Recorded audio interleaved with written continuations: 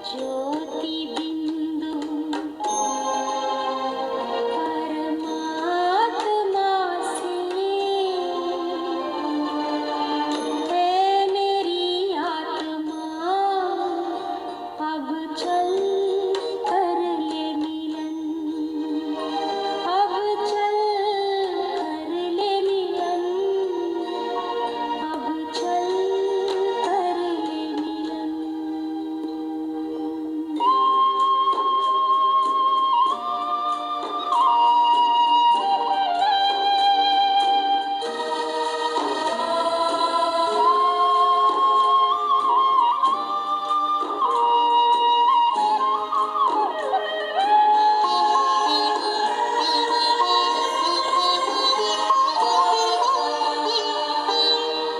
ज्योति बिंदु के प्रेम सिंधु में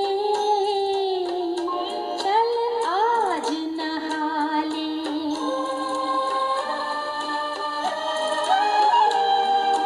परम पिता का प्रेम पात्र बनकर तू शुभ वर पाले। किरण किरण को निरख नयन से, किरण किरण को निरख नयन से, हो जा मन में मगन। ज्योति बिंदु परमात्मा से है मेरी आत्मा, अब चल कर ले मिलन। परमानंद का अनुभव कर तू, परमानंद का अनुभव कर तू, धन्य बना जीवन। ज्योति बिंदु परमात्मा से है मेरी आत्मा, अब चल कर ले मिलन, अब चल कर ले मिलन, अब चल कर ले मिलन, अब चल कर ले मिलन, अब चल कर ले मिलन।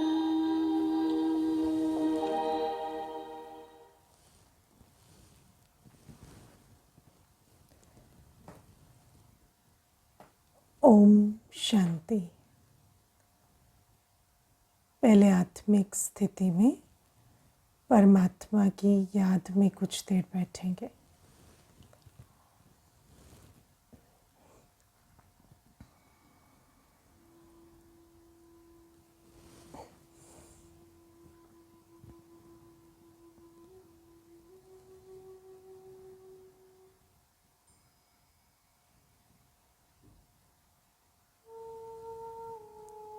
अवेयरनेस में बैठें।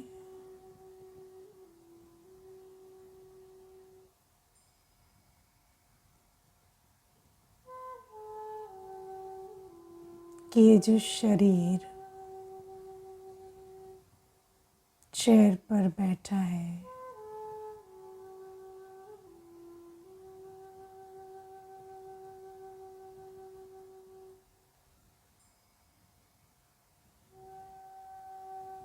ये शरीर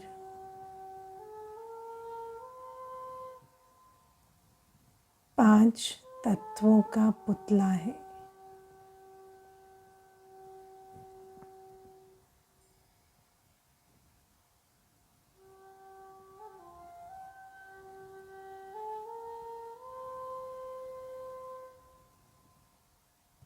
शरीर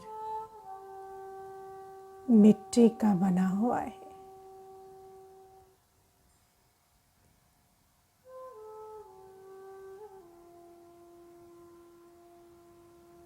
विनाशी है।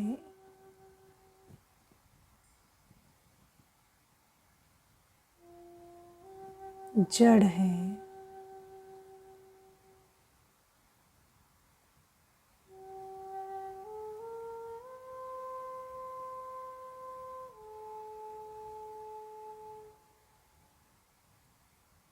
और मैं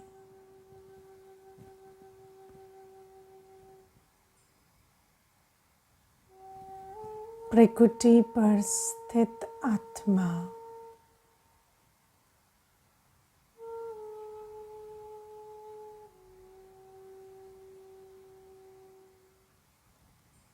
प्रकाश की बनी हुई हो।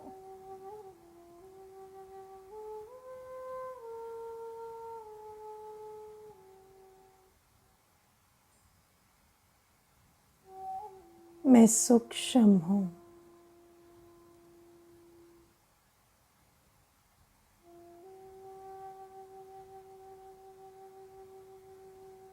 मैं चैतन्य हूँ,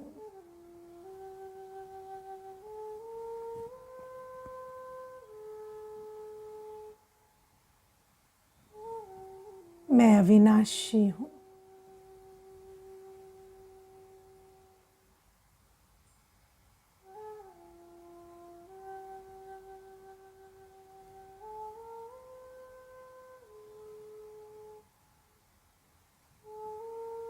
मुझ आत्मा का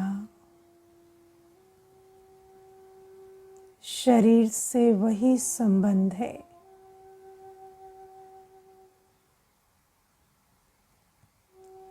जो ज्योति का दीपक से होता है।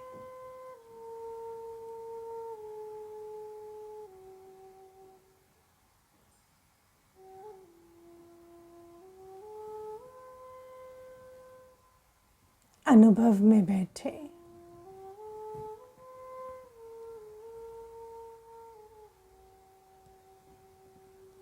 शरीर जैसे मिट्टी का दीपक है।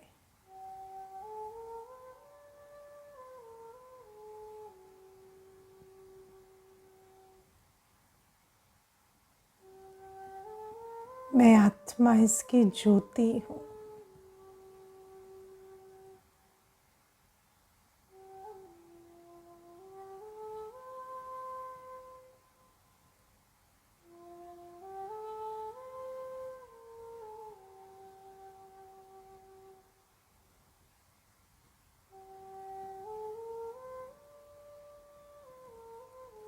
मैं आत्म दीपक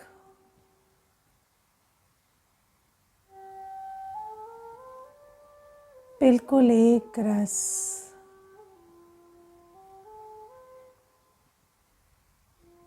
शांत अवस्था में स्थित हूँ।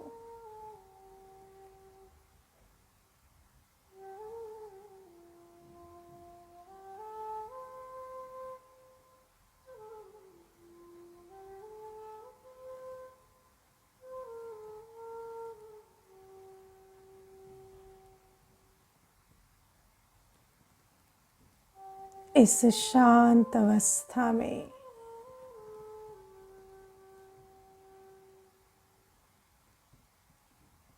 मैं आत्मा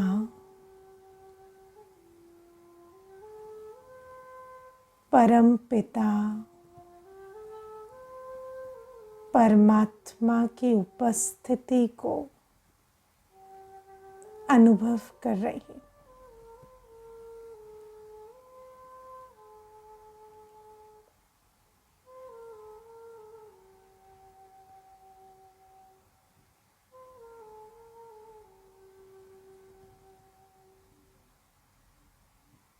छोटा सा बिंदु मेरा प्यारा पिता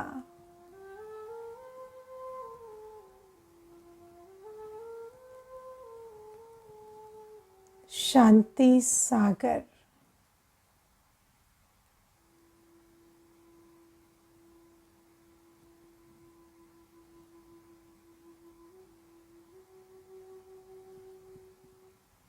अपनी शांति की लहरों से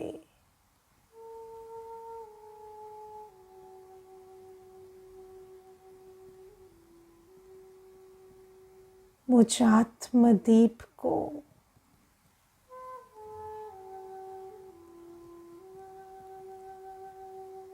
भरपूर करते जा रहे हैं।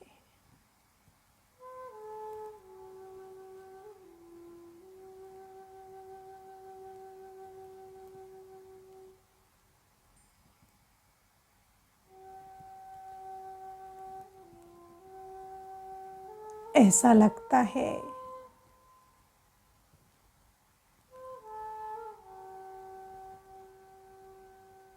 जैसे मुझ आत्मदीपक में घृत डलता जा रहा है।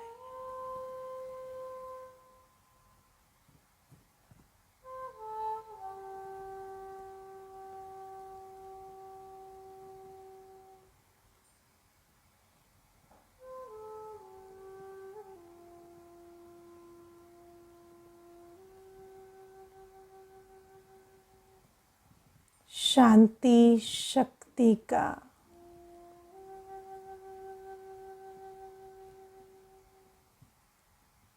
कि परमात्म घृत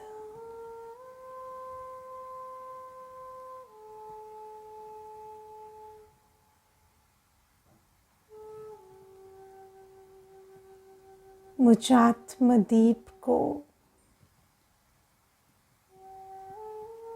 और भी प्रकाशवान बनाता जा रहा है।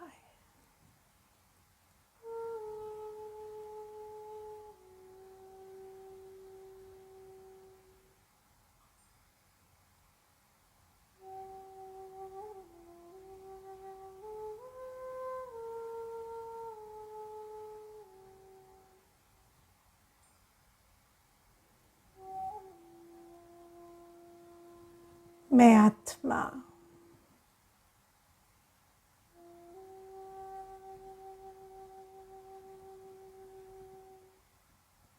सतोगुणी आत्मा अपनी पूरी आभा में चमक रही हूँ।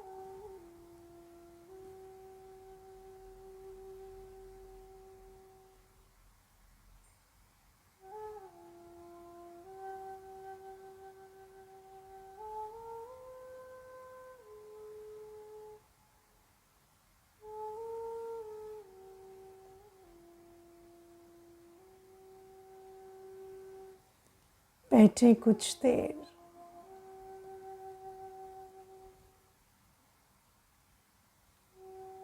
इसी सुंदर अनुभव में।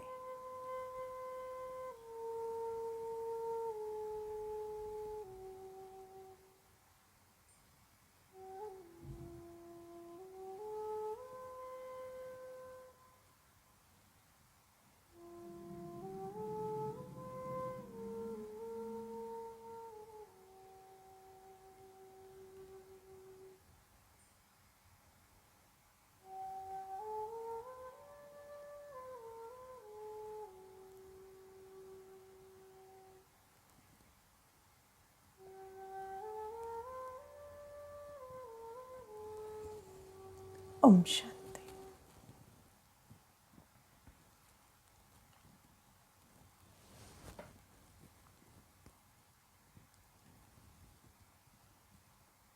ओम शांति। आज पहले एक प्रश्न है, उसको ले लेंगे। प्रश्न है, जीवन में स्टेबिलिटी कैसे आएगी? क्या ये राजयोग करने से स्टेबिलिटी आएगी? तो आप देखो कि जैसे एक बिल्डिंग एक फाउंडेशन पर खड़ी होती है, तो अगर फाउंडेशन ही हिलता डुलता हो तो बिल्डिंग खड़ी रहेगी? नहीं। ऐसे ही जीवन का फाउंडेशन क्या है?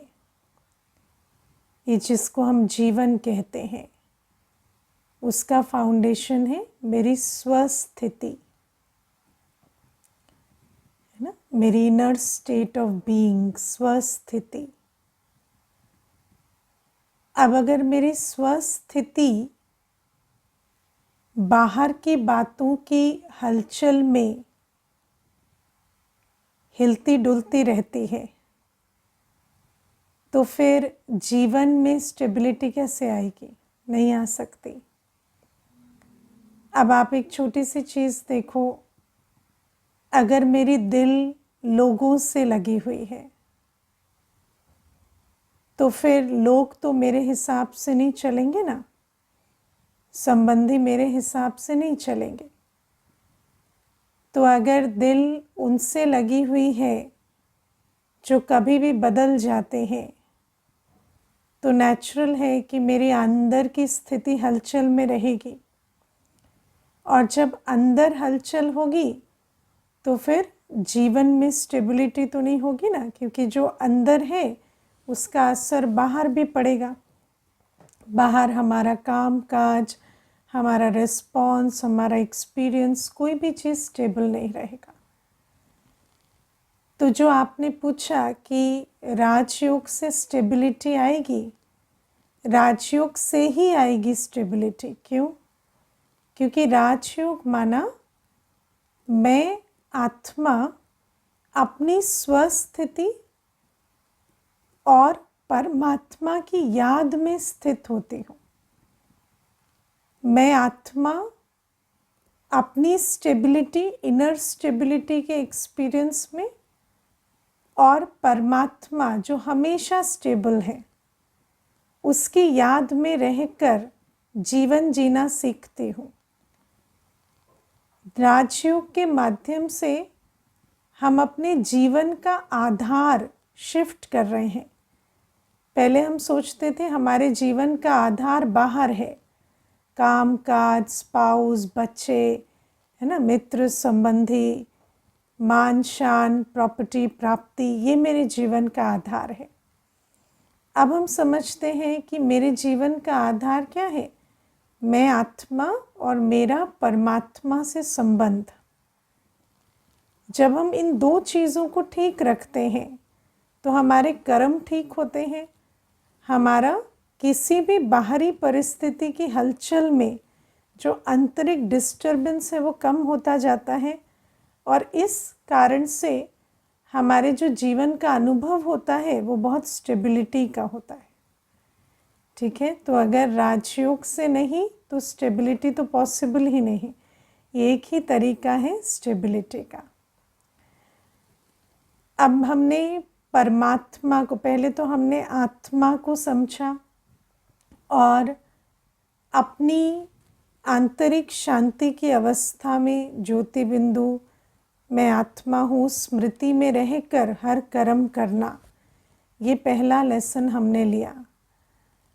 अब दूसरी बात है परमात्मा की याद में हमेशा रहना। तो परमात्मा की याद में रहने के लिए हम परमात्मा का परिचय ले रहे हैं। तो सबसे पहले ये समझा कि परमात्मा कोई देहधारी नहीं है, परमात्मा निराकार है, परमात्मा ज्योति बिंदु है। अब वो जो ज्योति बिंदु परमात्मा है, ज्योति बिंदु से संबंध कैसे रखें? जैसे पहले हम सोचते थे परमात्मा कोई देहधारी है तो हम मूर्तियां बनाते थे, है ना, फिर उन मूर्तियों को मंदिर में स्थापन करते थे, फिर उनके सामने बैठकर आरती गाते थे, महिमा करते थे, फिर वहाँ पर उनको नहलाते धुलाते थे, श्रृंगार करते थे, पूजन करते थे, सब कुछ करते थे। अब परमात्मा जो है वो तो निराकार ज्योति बिंदु है, उसको बॉडी नहीं है, तो उसको नहलाएंगे धुलाएंगे कैसे, है ना, उसके पाँव ही नहीं है तो उसको पाँव पड़ेंगे कैसे है ना, तो उनके साथ संबंध कैसे बनाएं? तो परमात्मा के साथ संबंध कैसे बनता? जब मैं आत्मा आत्मिक स्थिति में प्यार से परमात्मा को याद करती हूँ तो मेरी भावनाएं परमात्मा तक पहुँचती हैं, और परमात्मा की जो प्यार शांति शक्ति की वर्षा है वो मुझ तक पहुंचती है। तो जब हम शांति में स्थित होकर चारों तरफ से ध्यान हटाकर अपने को आत्मा समझ परमात्मा की याद में कुछ देर बैठते हैं, तो दोनों तरफ से एनर्जी एक्सचेंज होने लगता है। मेरे प्यार के संकल्प, मेरे प्यार की भावनाएं परमात्मा को पहुंचती है और परमात्मा का प्यार, शांति, शक्ति का अनुभव मुझे होता है। मैं आपको इसमें एक छोटी सी बात बताती हूँ। अभी मुझे कोई पीछे बता रहे थे, कहते कि मैं और मेरी बेटी एक ही कमरे में सोए थे। तो मेरी बेटी कानों में ईयरफोन लगाकर और कुछ सुन रही थी। उसका चेहरा उस तरफ था और मैं वहीं 2 फीट की दूरी पर दूसरे बेड पर, मेरी बॉडी को पैरालिटिक अटैक हो गया। तो जब पैरालिटिक अटैक हुआ तो मैं चिल्ला रही हूँ, पुकार रही हूँ उसको, लेकिन क्योंकि उसके कानों में ईयरफोन लगा हुआ है तो वो सुन ही नहीं पा रही। तो कम से कम 10-15 मिनट ऐसे बीत गए। फिर वो पलटी तो उसने मुझे देखा तो मुझे मेडिकल हेल्प के लिए लेकर गई। तो अब आप सोचो कि एक ही कमरे में माँ और बेटी हैं, सोए हैं, लेकिन कानों में ईयरफोन है तो आवाज़ सुनाई नहीं दे रही है ना। तो अगर हम एक कमरे में बैठे दूसरे व्यक्ति की आवाज़ आज सुन नहीं पा रहे हैं, तो हम परमात्मा को, जो निराकार है, ज्योति बिंदु है, जो मुख से नहीं बोल रहा, जो है ना, जो प्रेजेंस है एक, उसके साथ कैसे संबंध निभाएंगे। तो उसके लिए हमें ईयरफोन भी छोड़ो, हर तरफ से ध्यान हटाकर पहले हम एकदम शांति में, मैं एक बिंदु हूँ, शांत हूँ, उस अवस्था में बैठेंगे, तब फील कर पाएंगे कि हाँ, परमात्मा जो एक बहुत सूक्ष्म सितारे जैसा है और जो शांति प्यार का सागर है, वो परमात्मा मेरे आसपास है और मुझे उस परमात्मा उपस्थिति का अनुभव होगा और मेरे भी दिल के उद्गार परमात्मा तक पहुँचेंगे। तो परमात्मा से संबंध बनाने का एक ही जो विधि है वो है याद की विधि। बाकी तो उसको कोई देह नहीं है जो आप उसको फूल चढ़ाएं, माला चढ़ाएं तो वो उस तक पहुँचेगी, है ना, क्योंकि वो सारी विधियां तो तब हो जब किसी को देह हो। अब इसमें एक और बात हम समझेंगे, जैसे परमात्मा का अर्थ क्या होता है, परम आत्मा, तो परमात्मा भी एक आत्मा ही है। उसको परम आत्मा क्यों कहते हैं वो भी समझेंगे, लेकिन पहले हमें समझना है कि एक आत्मा दूसरी आत्मा से भी जो रिलेशनशिप होती है हमारी, उसका बहुत सारा आधार हमारी सोच और भावना पर होता है। वो संबंध हमारे दिल के प्यार पर होता है। जैसे आपने कभी अनुभव किया है ना कि कोई आपके मित्र संबंधी होते हैं, रिलेशनशिप में होते हैं, आप उनसे मिले, वो ऊपर से आपको बहुत अच्छा कह रहे हैं आप ज़रूर आना, वापस आना, आप आए, बहुत अच्छा लगा, लेकिन अंदर से आपको फील होता है कि ये बहुत खुश हैं कि हम जल्दी जा रहे हैं, ज़्यादा ठहरे नहीं। तो क्या होता है कि जो दिल की भावना होती है वो आत्मा तक कम्युनिकेट ज़रूर होती है। अगर हम विज्ञान की भी बात समझें तो विज्ञान कहता है हमारा 90% कम्युनिकेशन नॉन वर्बल होता है। जो हम कहते नहीं वो बात 90% सामने वाले तक पहुंचती है। इसीलिए तो आज की दुनिया में जहां हम इतनी कम्युनिकेशन स्किल सीखते हैं, अपनी बात को सुंदर ढंग से रखने की इतनी सारी कलाएं, विद्याएं सीखते हैं, ऐसी दुनिया में भी कम्युनिकेशन गैप होते हैं। क्यों? क्योंकि आत्मा की जो कम्युनिकेशन होती है, पहली कम्युनिकेशन, वो उसके दिल की भावनाएं होती हैं। और अगर मेरी भावना शुद्ध नहीं है, शुभ नहीं है, तो भले ही मैं शब्दों में कितना भी सुंदर व्याख्या करूं, सामने वाले को वो भावना नहीं पहुंचती है ना, सामने वाले को वो असर नहीं होता। तो जैसे आत्मा का भी आत्मा से संबंध जो है वो दिल के प्यार के आधार से ही होता है। इसीलिए आप देखो, कई बार हम किसी के साथ एक छत के नीचे सालों दर साल रहते हैं, लेकिन हमारा उनसे मीठा संबंध नहीं जुड़ता। हमें दिल से नहीं आता कि ये मेरे हैं और मैं इनका हूँ। लेकिन कई बार दूर रहते भी किसी आत्मा के लिए ऐसा लगता है कि नहीं, ये मेरे लिए है, मैं इनके लिए हूँ। क्यों? जैसे शादी हो जाती है, माता पिता होते हैं, है ना, दूर हैं, लेकिन उनके लिए रहता है कि ये मेरे हैं, मैं इनका हूँ। एक ट्रस्ट का, प्यार का, लॉयल्टी का रिश्ता रहता है। क्यों? क्योंकि वो जो दिल का प्यार है वो आत्मा तक पहुंचता रहता है। आत्मा पास हो, दूर हो, सामने बैठी हो, फ़ोन पे हो या फ़ोन पे भी बात ना हो पा रही हो, उससे कोई फ़र्क नहीं पड़ता। लेकिन आत्मा के जो दिल के उद्गार हैं वो आत्मा तक पहुंचते हैं। ऐसे ही परमात्मा भी परम आत्मा है। उस परम आत्मा तक क्या पहुंचती? मेरी शुद्ध भावनाएं। और जब हम समय निकाल कर एकांत में बैठकर अनुभव करते हैं कि मैं जैसे परमात्मा के सामने बैठी हूँ और वो ज्योति बिंदु पिता मेरी झोली प्यार, शांति, शक्ति और सुख की किरणों से भर रहे हैं, और मैं आत्मा भी बहुत दिल से, प्यार से अपने प्यार के उद्गार परमात्मा की तरफ रख रही हूँ, तो इस संबंध से क्या होता है? विकर्म विनाश होते हैं। क्योंकि हर संबंध की अपनी क्वालिटी होती है। जैसे आप देखो, केरोसिन के अंदर अगर आप एक जंग लगी हुई कील डाल दो, है ना, तो क्या होगा? वो जंग उसकी छूट जाती है, क्योंकि केरोसिन में वो क्वालिटी है, वो प्रॉपर्टी है। अगर आप सोने को अग्नि में डाल दो तो उसकी खाद जल जाती है और सोना शुद्ध हो जाता है। ऐसे ही परमात्मा का गायन है, नाम है पतित पावन।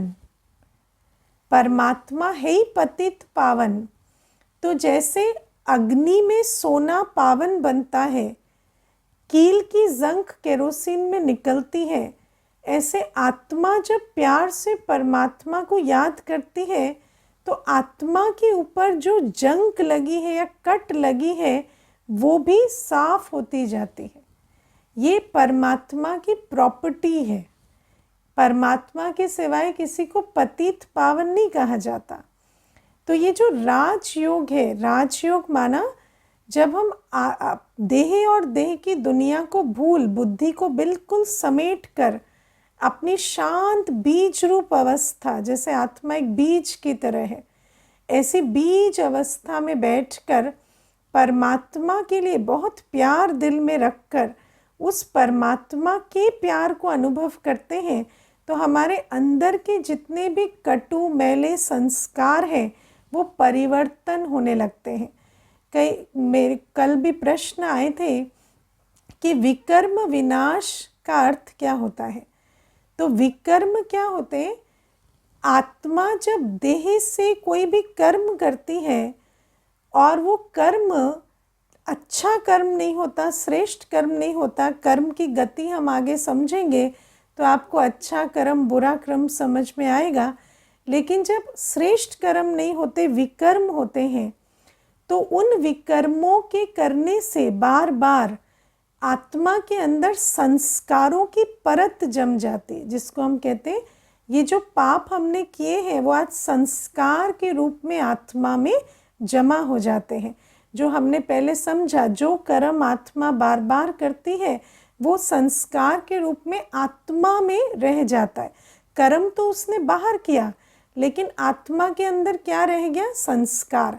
अब वो जो संस्कार है, आप अगर याद होगा संस्कार का चित्र, उसमें से गोल गोल गोल गोल चक्र बने हुए, है ना। तो एक संस्कार रिपीट होते होते और गहरा होता जाता है। तो ऐसे ही जो संस्कारों की परत पे परत जमी हुई है, वो संस्कारों को भस्म करने के लिए या उनको परिवर्तन करने के लिए हमें परमात्मा के साथ प्यार से संबंध में, याद में बैठना होता है। इसी को कहते हैं हम विकर्म विनाश होना या संस्कार परिवर्तन होना। क्योंकि अगर विकर्म विनाश या संस्कार परिवर्तन नहीं हुए तो वो जो पुराने पापों के कारण जो संस्कार बने हैं वो अब हमसे नए पाप कराते हैं, है ना। क्योंकि हम कहते हैं अब मेरी सोच ऐसी ही चलती है, मुझे ऐसा ही फील होता है, मेरे से यही होता है, यही बोल निकलते, यही कर्म होते हैं। तो वो जो पुराने संस्कार हैं उनकी दुहाई दे देकर हम नए पाप करते रहते हैं। तो परमात्मा जो निराकार ज्योतिबिंदु पिता है, उसको जब हम शांति में बैठकर बुद्धि को चारों तरफ से हटाकर प्यार से याद करते हैं, और परमात्मा शांति प्यार सुख का सागर है, इस ज्ञान सहित याद करते हैं, तो परमात्मा शक्ति से हमारे संस्कार परिवर्तन होते। अब संस्कार परिवर्तन होते हैं या नहीं, है ना, वो आपको एक्सपेरिमेंट करके एक्सपीरियंस करना होगा। जैसे केरोसिन से जंक निकलती है या नहीं, मैं आपको कितना भी कहूँ नहीं नहीं निकलती है, ऐसे नहीं निकलती है, लेकिन जब तक आप खुद उसको डालकर देखेंगे नहीं, आपको अनुभव होगा क्या? नहीं। तो ऐसे ही ये जो विधि है कि जब हम देह और देह के संबंधों धर्मों को भूल आत्मा समझ परमात्मा को याद करते हैं, तो हमारे अंदर संस्कार परिवर्तन होते हैं। क्रोध शांति में बदलता है, दुख सुख में बदलता है। ये अनुभव करने के लिए आपको ये एक्सपेरिमेंट करना पड़ेगा, बहुत समय तक करना पड़ेगा। और अब अगर कोई बोले मैं 5 मिनट याद में बैठा लेकिन मेरा संस्कार तो नहीं बदला, तो ऐसे नहीं होगा। क्योंकि जैसे सोने को अग्नि में डालते हैं तो खाद निकलने में समय लगता है ना, तो ऐसे ही कम से कम भी तो 6 मास आप रोज़ अभ्यास करें, तब आपको अनुभव होगा कि आपकी पर्सनालिटी में बहुत चेंज आ रहा है। मुझे याद है मैं जब ज्ञान में आई तो मुझे कोई ख़ास ऐसा नहीं था कि मुझे ये बदलना है वो बदलना है, क्योंकि पता ही नहीं होता ना अपने में कितनी प्रॉब्लम्स हैं। हम तो समझते हम तो ठीक ही हैं, लेकिन क्योंकि एक विधि सीखी और स्टूडेंट अच्छे थे, है ना, आदत थी कि जो सीखा जाता है वो करो, तो उस स्टूडेंट लाइफ का जो संस्कार था कि जो सीख रहे हैं उसको प्रैक्टिस करो, तो करती चली गई। रोज़ बैठती सुबह उठकर और मैं देह को भूल, देह के संबंधों को भूल ज्योति बिंदु सितारा बहुत प्यार से परमात्मा को याद करती। तो जब याद करती चली गई तो 6 महीने के बाद मुझे याद है एक ऐसा इंसिडेंट था। मुझे ना पहले कुत्तों से बहुत डर लगता था तो कहीं पर भी मुझे दिख जाए ना तो मैं अपना रास्ता बदल लेती। लेकिन उस दिन मैंने देखा, मैं रास्ते से जा रही थी, पूरा झुंड खड़ा था, लेकिन मुझे सोच में भी नहीं आया कि ये खड़े हैं, और मैं बहुत प्यार से आराम से वहाँ से पार हो गई। जब मैं घर पहुँची तो मुझे विचार चला कि ये कैसे हुआ, ये तो होता नहीं था, पहले तो दूर से ही वो थॉट चलने लगता था। तो मुझे लगा कि अच्छा ये संस्कार परिवर्तन हो जाते हैं। ऐसे ही मुझे नहीं पता चला, लेकिन किसी ने कहा कि पहले जैसे इस बात पे इम्पेशेंट हो जाती थी, अभी नहीं हो रही हो। तो ऐसे करके कई इंडिकेटर्स मिले कि जो अभ्यास कर रहे हैं उससे रिजल्ट आता जा रहा है। तो आपको भी एक्सपेरिमेंट करना है और एक्सपीरियंस करना है। अब आज हम समझेंगे कि परमात्मा का नाम क्या है ना। तो परमात्मा का जो नाम है वो है शिव, शिव बाबा। हम प्यार से परम पिता है ना, तो शिव बाबा कहते हैं। अब परमात्मा को जब हम शिव बाबा कहते हैं तो शिव बाबा का चित्र क्या है? ज्योति बिंदु सितारे जैसा। शिव बाबा का चित्र शंकर जैसा नहीं है, शिव बाबा का चित्र ज्योति बिंदु सितारे जैसा है। और शिव बाबा को शिव क्यों कहते हैं? शिव शब्द के 3 अर्थ होते हैं। पहला बीज, दूसरा बिंदु, तीसरा कल्याणकारी। जो शिव शब्द है उसके 3 अर्थ होते हैं। तो क्योंकि परमात्मा बीज रूप है, क्योंकि परमात्मा बिंदु है और क्योंकि परमात्मा विश्व कल्याणकारी है, सदा कल्याणकारी है, इसीलिए उनको शिव कहते हैं। तो शिव का जो अर्थ है वो गुणवाचक कर्तव्यवाचक है ना। परमात्मा का जो नाम है वो गुणवाचक कर्तव्यवाचक है। अब तो जब हम कमेंट्री में सुने शिव बाबा मेरे सम्मुख है, तो आपके सम्मुख बुद्धि में क्या आना चाहिए? सितारा पिता है ना, ज्योति बिंदु पिता, जो शांति स्नेह की वर्षा कर रहे हैं, जो पतित पावन मेरे विकर्म विनाश कर रहे हैं, मुझ आत्मा की ज्योति प्रज्वलित हो रही है, ये चित्र बुद्धि में आना चाहिए। फिर दूसरी बात, परमात्मा को परम आत्मा क्यों कहते हैं? आत्मा और परम आत्मा में क्या अंतर होता है? तो पहले हम ये समझेंगे, आत्माओं की कई वैरायटी होती है। देवात्मा, धर्मात्मा, महात्मा, साधारण आत्मा, है ना। तो ये सारी 4 वैरायटी की जो आत्माएं हैं, इन सब में प्लूरल लगता है। देवात्माएं, धर्मात्माएं, महात्माएं, साधारण आत्माएं। लेकिन परमात्मा में कभी प्लूरल नहीं लगता, परमात्मा एक है। तो वो एक परमात्मा और सब आत्माओं में क्या अंतर है? सब आत्माएं जन्म मरण के चक्र में आती हैं, सब आत्माएं पुनर्जन्म लेती हैं। और क्योंकि पुनर्जन्म लेती हैं, तो पुनर्जन्म लेते लेते आत्मा की शक्ति घट जाती है। एक बहुत सुंदर लॉ है, एनर्जी इन मोशन डिप्लीट्स इटसेल्फ। जब कोई भी शक्ति कर्म में आती है तो वो शक्ति घट जाती है। तो आत्मा भी शरीर के आधार से जब इस कर्म क्षेत्र पर जन्म पुनर्जन्म लेती है, कर्म और कर्म फल के चक्र में आती है, तो धीरे धीरे उसकी शक्ति घट जाती है। लेकिन परमात्मा कभी पुनर्जन्म नहीं लेते। तो परमात्मा जो है उनकी कभी शक्ति नहीं घटती। परमात्मा सदा ज्ञान का सागर, सदा प्यार का सागर, सदा शांति का सागर रहता। इसीलिए शिव के साथ एक शब्द लगता है सदा शिव, सुना है ना। सदा शिव क्यों कहते हैं? क्योंकि शिव बाबा सदा एक रस रहते। शिव बाबा पुनर्जन्म के चक्र में आकर अपनी गुण कलाएं नहीं खोते। इसीलिए शिव बाबा को सागर कहते हैं, सदा शिव कहते हैं। तो वो जो सदा शिव है, वो जो सागर पिता है, जब सब आत्माएं पुनर्जन्म के चक्र में आकर पतित बन जाती हैं, है ना, जैसे जैसे एनर्जी घटती है।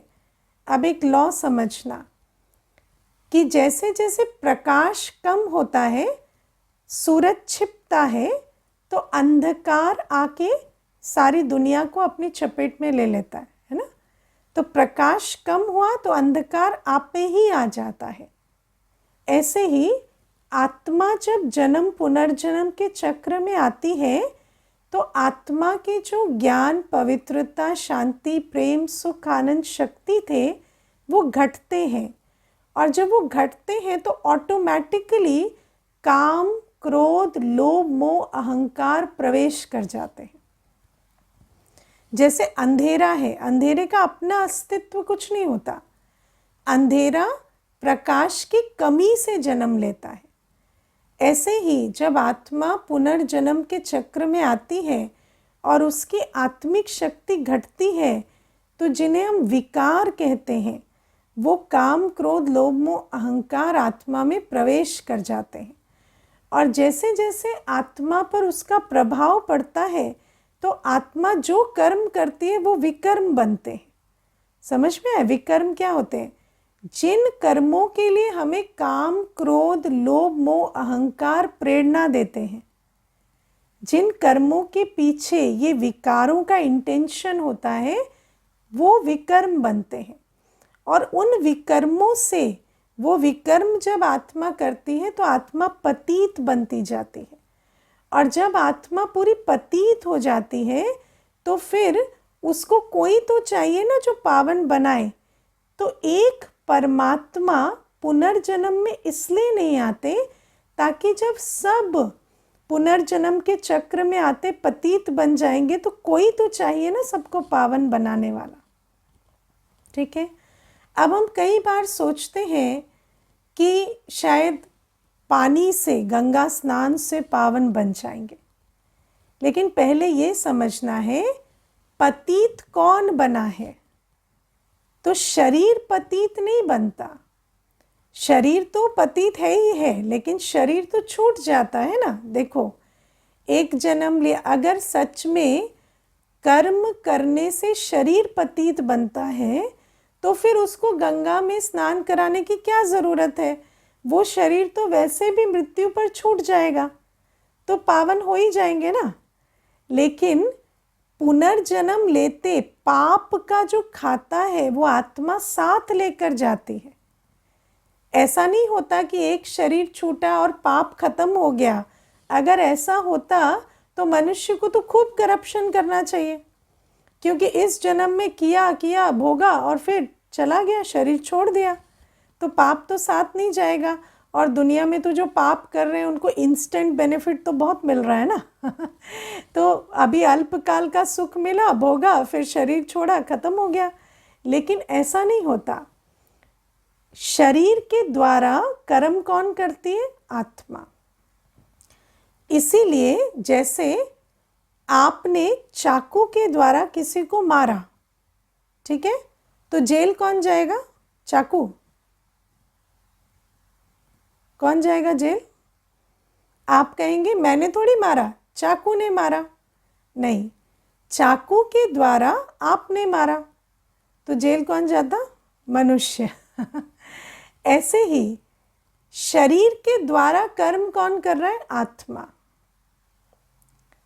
तो शरीर तो बस एक इंस्ट्रूमेंट है। तो जो कर्म का बोझ है, जो कर्म का खाता है, वो किसका बना? आत्मा का। समझे?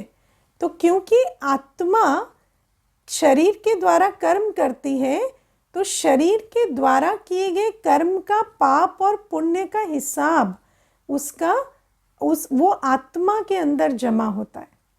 शरीर के द्वारा जो कर्म करते हैं वो विकर्म बनकर हमारे अंदर, मुझ आत्मा के अंदर संस्कार के रूप में रिकॉर्ड होते जाते हैं, और वही संस्कार हमें दुख देते हैं। जैसे एक छोटी सी बात देखो, अगर शरीर के द्वारा मैंने बहुत पाप कर्म किए हैं तो मुझ आत्मा के अंदर भय का संस्कार जन्म लेता है। देखा है ना? शरीर के द्वारा बहुत पाप कर्म करेंगे तो भय का संस्कार जन्म लेगा। अब भय का संस्कार किसे दुखी कर रहा है? मुझ आत्मा को। क्यों? क्योंकि शरीर के द्वारा आत्मा ने पाप कर्म किए हैं। तो जो दुख के, भय के, चिंता के, है ना, घबराहट के सारे संस्कार हैं, ये पाप कर्मों से बनते हैं। मैं आपको एक बहुत छोटा सा एग्जाम्पल देती हूँ। मान लीजिए 2 बच्चे हैं। एक बच्चे ने वेस तोड़ दिया, ठीक है, वेस उसके हाथ से टूट गया। अब वो वेस टूटने के बाद उसने झाड़ू लगा के साइड कर दिया और स्कूल चला गया। ओके। अब सारे दिन उसको फ़ोन नहीं आया घर से कि वेस टूटा, तूने तोड़ा, क्या हुआ, कोई फ़ोन नहीं आया। फिर वो स्कूल से वापस आया, लेकिन उसका सारे दिन जो है उसको अंदर डर लगता रहेगा, है ना, किसी को पता चल गया होगा, मैं पकड़ा जाऊंगा, मेरी पिटाई होगी। तो ये जो डर लगा, ये क्यों लगा? क्योंकि आत्मा ने शरीर के द्वारा कर्म किया तो उसके अंदर डर की फीलिंग आई। अगर वही कर्म रिपीट करती रहेगी आत्मा तो डर का संस्कार बन जाएगा। समझे? अब दूसरा बच्चा है, उसने वेस नहीं तोड़ा, वो स्कूल गया, स्कूल से आया, उसकी पिटाई हुई कि तुमने तोड़ दिया। ठीक है, उसको बुरा लगेगा, दुख होगा, लेकिन उसको डर नहीं लगेगा क्योंकि उसने तोड़ा नहीं। समझे? तो जो ये कमज़ोर संस्कार होते हैं ना, घबराहट के, भय के, मेरे साथ क्या होगा, कल बुरा हो जाएगा, इनसिक्योरिटी के, सबसे बुरे संस्कार तो यही होते हैं ना जो मनुष्य को खा जाते हैं, चिंता के। ये सारे संस्कार कैसे बनते? पाप कर्मों से बनते हैं। तो ये पाप कर्म मैं आत्मा शरीर के द्वारा करती हूँ, और ये शरीर के द्वारा करने वाली मैं जो आत्मा हूँ, मैं आत्मा पतित बनती हूँ। इसीलिए शरीर को धोने से पाप कर्म नहीं छूटते। पाप कर्म तब छूटेंगे जब मैं आत्मा परमात्मा को बहुत दिल से याद करके अपने परमात्म प्यार शक्ति अपने अंदर धारण करूँगी ना, तो वो जो कमज़ोरियाँ हैं, जो डार्कनेस है, वो उस लाइट से फिर ख़त्म होने लगेगी। तो जैसे अंधेरा तब आया जब लाइट कम हुई, तो अब जैसे जैसे लाइट जलेगी, परमात्मा प्रकाश अंदर प्रवेश करेगा, तो आत्मा के अंदर का जो अंधकार है वो ख़त्म होता जाएगा, जिसको हम कहते हैं विकर्म विनाश होंगे। तो ये आपको एक्सपेरिमेंट करना पड़ेगा कि सचमुच विकर्म विनाश होते हैं तो आत्मा कैसे हल्की होती जाती, कैसे उसके अंदर के ये जो अशुद्ध कमज़ोर संस्कार हैं ये परिवर्तन होते जाते। तो ये पहली चीज़। तो आत्मा परमात्मा में अंतर क्या है? आत्मा पुनर्जन्म में आती है, परमात्मा पुनर्जन्म के चक्र में नहीं आते। इसलिए अंत में परमात्मा की याद से हम आत्माएं पतित से पावन बनते हैं, और कोई विधि नहीं है जिससे आत्मा पावन बन सके सिवाय परमात्मा की याद के। क्योंकि आत्मा को क्योंकि शरीर ने पाप नहीं किए, शरीर तो इंस्ट्रूमेंट है। आत्मा ने शरीर के द्वारा पाप किए हैं, और आत्मा के लिए गायन क्या है? पानी भिगो नहीं सकता, आग जला नहीं सकती, है ना, धूप पहुंच नहीं सकती। तो ये जो आत्मा को 5 तत्व पहुंचते नहीं, ये गायन हम जानते हैं। तो जब 5 तत्व आत्मा तक पहुंच ही नहीं सकते, तो आत्मा को 5 तत्वों से पावन नहीं किया जा सकता, है ना। नज़र उतारने से या पानी में स्नान करने से आत्मा के पाप नहीं छूटेंगे। आत्मा के पाप तब छूटेंगे जब आत्मा अपने को देह से न्यारी आत्मा निश्चय कर परमात्मा को दिल से याद करेगी। ओके, अब और एक बात आज हम समझेंगे। कल हमने परमात्मा के गुणों को लिया था कि परमात्मा प्यार के सागर हैं, शांति के सागर हैं, सुख के सागर हैं। लेकिन हमारे अंदर एक और बिलीफ सिस्टम है जो भक्ति मार्ग से आता है कि भगवान हमें सज़ा देते हैं या भगवान हमसे नाराज़ हो जाते हैं, है ना। ये है ना बिलीफ सिस्टम। इसीलिए जब हमसे कोई भूल हो जाती है तो सबसे पहले हमें क्या फील होता है कि अब परमात्मा से तो मेरा कनेक्शन हो ही नहीं सकता। लेकिन आप देखो, मान्यता और सत्य में बिल्कुल ऑपोजिट है। सत्य कहता है परमात्मा पतित पावन है। तो परमात्मा हमारे साथ सबसे ज़्यादा कब होते हैं? जब हम पतित हैं क्योंकि वो तो हमें पावन बनाते हैं। परमात्मा प्रेम का सागर है। तो जब सारी दुनिया से हमें प्यार नहीं मिलता, जब हमसे ऐसी भूलें होती जाती हैं, हमारे संबंध बिगड़ जाते हैं, तब एक परमात्मा ही तो है जो मुझे प्यार देता है, एक्सेप्ट करता है, शक्ति भरता है। तो इसीलिए आत्मा को कभी भी ये नहीं सोचना है कि मेरे से ये भूल हुई, ये गलती हुई तो परमात्मा मुझसे नाराज़ है। नहीं, परमात्मा कभी नाराज़ नहीं होते। वो उनकी अपनी क्वालिटी है कि वो प्यार के सागर है। मैंने क्या किया क्या नहीं किया उससे परमात्मा को नाराज़गी नहीं हो सकती। मैं इतनी पावरफुल नहीं हूँ कि मैं उनकी क्वालिटी बदल दूँ, ठीक है ना। तो परमात्मा के अंदर जो प्यार है, प्यार का सागर है वो, तो मुझ आत्मा को ये समझना है कि आज तक जो भी हुआ, जो भी मेरी यात्रा रही, मैं जो हूँ जैसी हूँ, मुझे शिव बाबा बहुत प्यार करता है। और मैं जब अपने को आत्मा निश्चय कर शिव बाबा की याद में बैठती हूँ तो शिव बाबा मेरी झोली प्यार से, प्योरिटी से भरता चला जाता है। परमात्मा शिव बाबा मुझे जज नहीं करते कि ये तो पापी है, इसकी झोली नहीं भरनी है है ना। तो ये जो एक आइडिया है, इससे भी हमें थोड़ा ऊपर उठना होता है। तो हमें बहुत ट्रस्ट से, निश्चय से कि मैं आत्मा हूँ और मेरा शिव बाबा मेरा है, जो मुझे अनकंडीशनली एक्सेप्ट करता है, अनकंडीशनली प्यार करता है। उस प्यार को मुझे प्यार से अनुभव करना है ना। जैसे आप जब प्यार दिल में लेकर बैठेंगे, आप जब आत्मिक स्थिति में बैठेंगे तो आपको बाबा का प्यार अनुभव होगा। बाबा मतलब कोई देहधारी नहीं, ज्योति बिंदु पिता का प्यार अनुभव होगा। अब एक और बात आज खत्म करने से पहले समझेंगे कि जिससे हम योग लगाते हैं ना, उसकी स्थिति, उसका स्वरूप और मेरा स्वरूप सेम होना चाहिए। जैसे जब आप दो तारों को कनेक्ट करते हैं तो दोनों के ऊपर का रबर हटाते हैं ना, तब जाकर वो तार तार से कनेक्ट होती है। अब परमात्मा को देह नहीं है, शिव बाबा को देह नहीं है, और मैं आत्मा इस देह की अवेयरनेस में हूँ। तो जब मैं देह की अवेयरनेस में हूँ तो जैसे मुझ तार पर रबर लगा हुआ है, और वो जो है वो बिना रबर के है, वो तो तार है, वो तो परमात्मा है, वो तो सोल कॉन्शियस है। तो जब मुझे शिव बाबा को याद करना है तो मुझे पहले देह को भूलना पड़ेगा, क्योंकि अगर मैं अपने को देहधारी समझकर बैठी हूँ तो मेरा योग शिव बाबा जो निराकार है उससे नहीं लग सकता। आप छोटे से एग्जाम्पल से इस बात को समझेंगे। मान लीजिए आपको एक छोटे बच्चे से बात करनी है और उस समय आप ऑफिस का काम कर रहे हैं या घर का भोजन आदि बना रहे हैं, तो उस समय आपकी बुद्धि ये है कि मैं तो गृहस्थी हूँ, मैं तो बिजी हूँ, मैं तो जिम्मेवार हूँ। उस समय आप उस बच्चे से कनेक्ट नहीं कर पाएंगे। लेकिन जब आप इजी होकर अपने अंदर के बच्चे को इमर्ज करते हैं तो आप और वो बच्चा कितना अच्छा आपस में खेल सकते हैं, बात कर सकते हैं।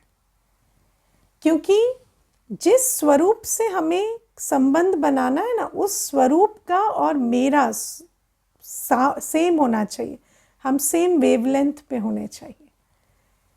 तो शिव बाबा निराकार है, तो मुझे भी इस देह को भूलकर ज्योति बिंदु स्वरूप में स्थित होना पड़ेगा, तभी मेरा योग शिव बाबा से लगेगा। अगर मैं अपनी देह को भूलकर शिव बाबा के साथ याद में नहीं बैठ रही हूँ और देह के भान में बस बाबा बाबा शिव बाबा मेरा बाबा कृपा करो रहम करो कर रही हूँ, तो वो याद नहीं है, वो फरियाद है और फरियाद से विकर्म विनाश नहीं होते। तो जब हम बॉडी कॉन्शियसनेस में हैं, जब मैं देह के भान में हूँ और परमात्मा को याद कर रही हूँ, तो उसको फरियाद कहेंगे। हम भक्ति मार्ग में फरियाद करते आए, फरियाद से पाप नाश नहीं होते। जब हम अपने को आत्मा समझ शिव बाबा को याद करते, देह को भूल कर बैठते, दुनिया को भूल कर एक रस दिल की तार शिव बाबा से जोड़ कर बैठते हैं, तो उसको याद कहते हैं, जिससे विकर्म विनाश होते हैं। समझ आ रहा है ना? क्लास को रिवाइज भी कर लिया कीजिए, नोटबुक पेन लेकर बैठा करें। जो वीडियो खोल कर बैठते हैं उनको तो हम देख रहे हैं, जो वीडियो बंद करके बैठते हैं वो अपनी मत चला रहे हैं तो अपना ध्यान खुद रखेंगे, नोटबुक पेन लेकर बैठेंगे, है ना, क्योंकि उनको तो हम देख भी नहीं पा रहे, बोल भी नहीं पा रहे। तो आप अपना नोटबुक पेन लेकर नोट किया करें, क्योंकि ये जो ज्ञान है ना, ये नया ज्ञान है। और जब कोई नई बात हम सुनते हैं तो उसको बुद्धि में रजिस्टर होने के लिए टाइम लगता है, और उसके लिए आपको लिख कर, नोट बनाकर, बार बार रिवाइज कर कर उस पर सोच विचार चलाना पड़ेगा कि ये जो बात, ये नई बात है, ये मुझे कैसी लग रही है, ये मुझे समझ आ रही है या नहीं आ रही।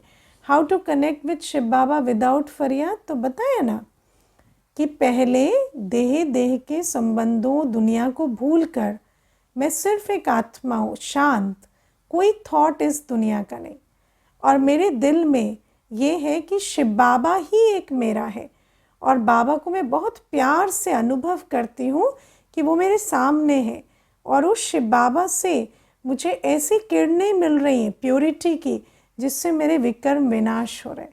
तो उसको कहते हैं कि परमात्मा से योग लगाना, शिव बाबा से योग लगाना। ओके, तो आज इतना ही रखेंगे। एक प्रश्न है, वो ले लेती हूँ।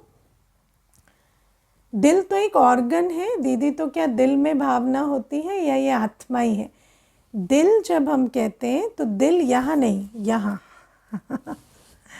है ना। दिल, जो ये दिल है, ये तो सिर्फ ब्लड पंप करता है। जो दिल महसूस करता है वो यहाँ है, आत्मा। आत्मा की जो महसूसता की शक्ति है उसको दिल कहते हैं। ठीक है, अच्छा, ऑल राइट। अभी परमात्मा की याद में बैठेंगे, कमेंट्री दूंगी। बहुत प्यार से परमात्मा को याद करना। अच्छा, एक क्वेश्चन और है, अगर किसी ने पहले 21 दिन कोर्स किया है, क्या दोबारा कर सकते हैं? हाँ जी, कर सकते हैं, सूचना देंगे, करेंगे। ठीक है, चलिए।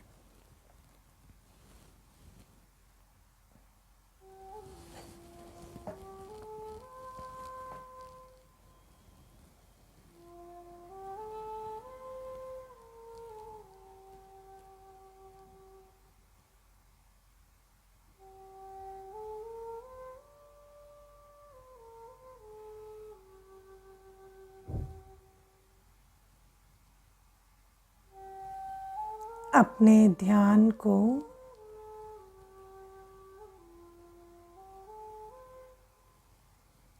चारों तरफ से समेटते जाएं।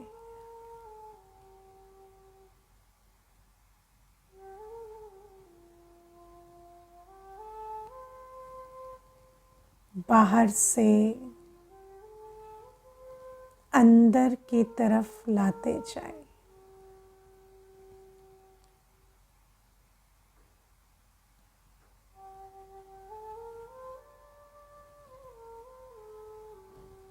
दुनिया में, देह में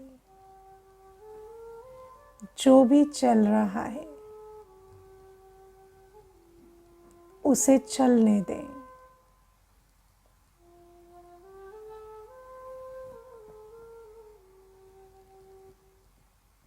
बस आप मन बुद्धि को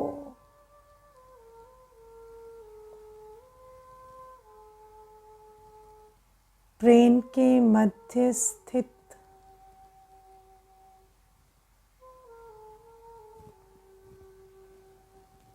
अपने आत्मिक स्वरूप पर एकाग्र कर दें।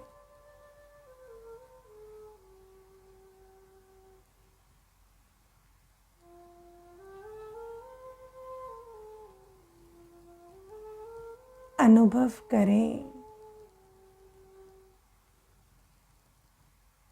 मैं आत्मा एक चमकता सितारा हूं।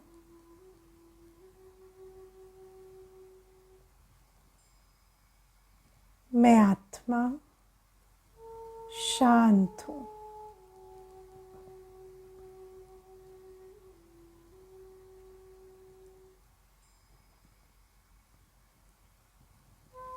दुनिया के शोर के बीच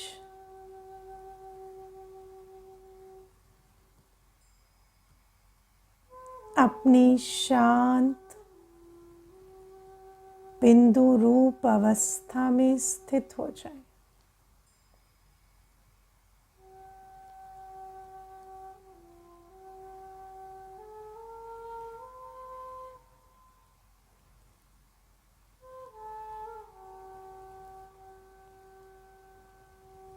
इस सुंदर स्थिति में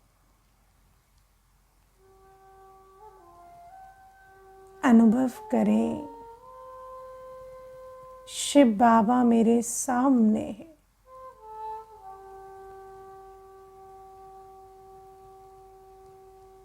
कितना प्यारा प्रकाश पुंज है मेरा बाबा।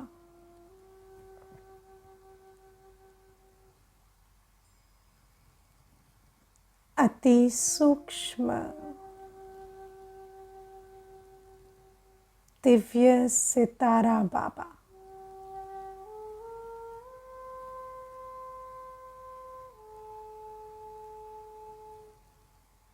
मैं आत्मा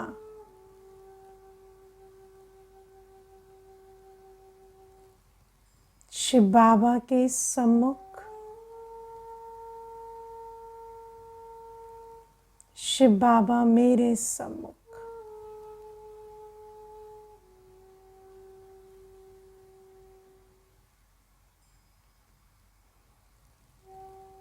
इतने जन्मों के बाद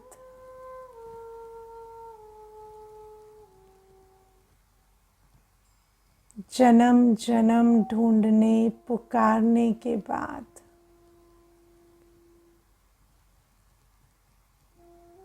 आज मीठे बाबा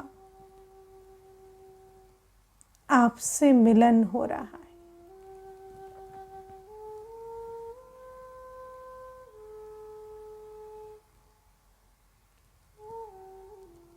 मैं आत्मा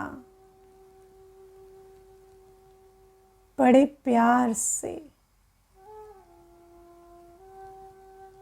शिव बाबा को बुद्धि बल से निहार रही हूं।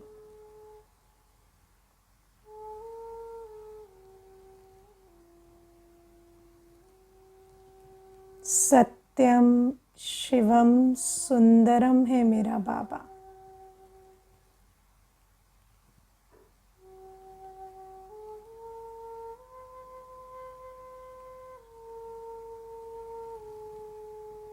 और मेरे बाबा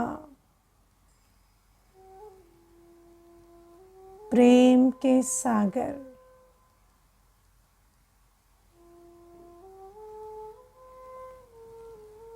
प्रेम की अनंत किरणों से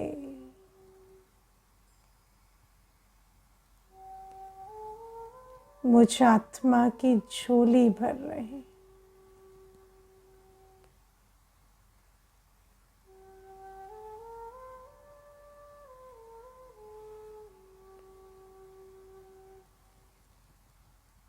कितना मीठा अनुभव है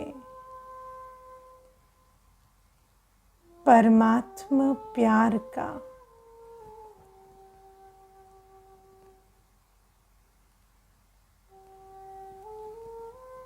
मेरे मीठे बाबा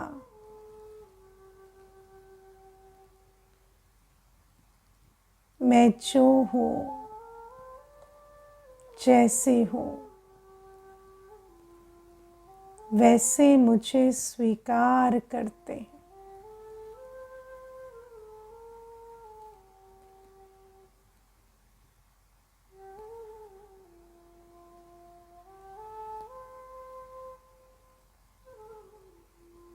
मेरे बाबा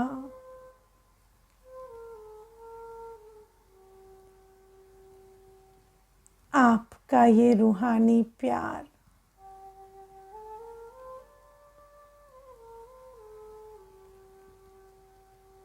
अनेक जन्मों के जख्मों को मरहम की तरह हील कर रहा है।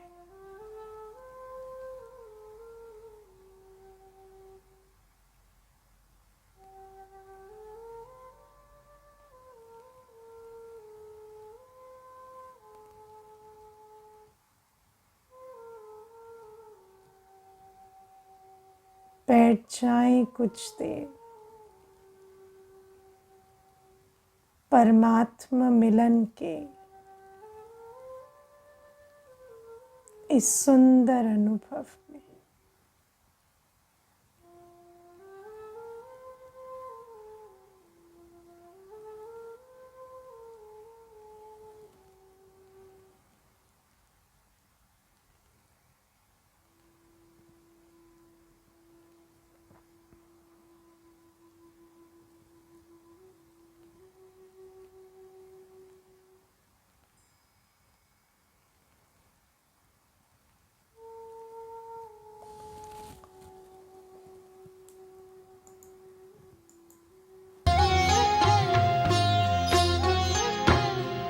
राजयोगी बन के सीखो फूलों जैसा मुस्कुराना। राजयोगी बन के सीखो फूलों जैसा मुस्कुराना। गुण प्रभु के गुनगुनाना, सब पे खुशियाँ तुम लुटाना। गुण प्रभु के गुनगुनाना, सब पे खुशियाँ तुम लुटाना। राजयोगी बन के सीखो फूलों जैसा मुस्कुराना।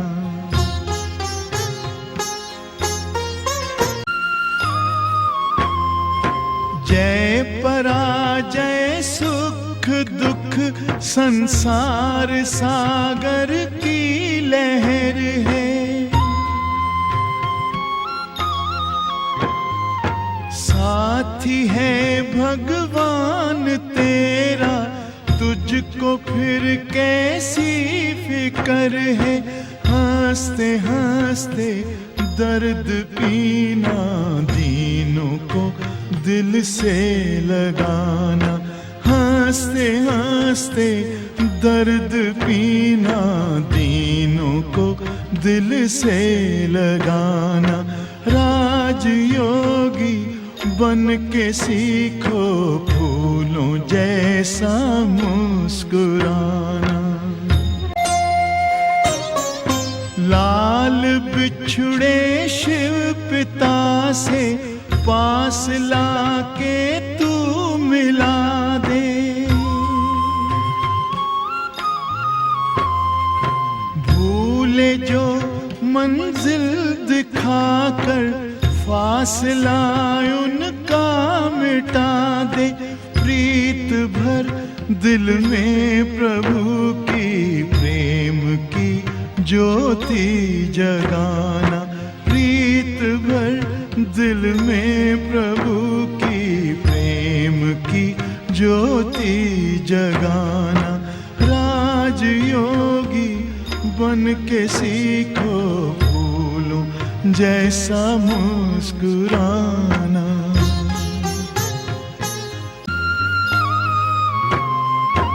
ओस से कब प्यास बुझती, प्यासा है ये विश्व सारा।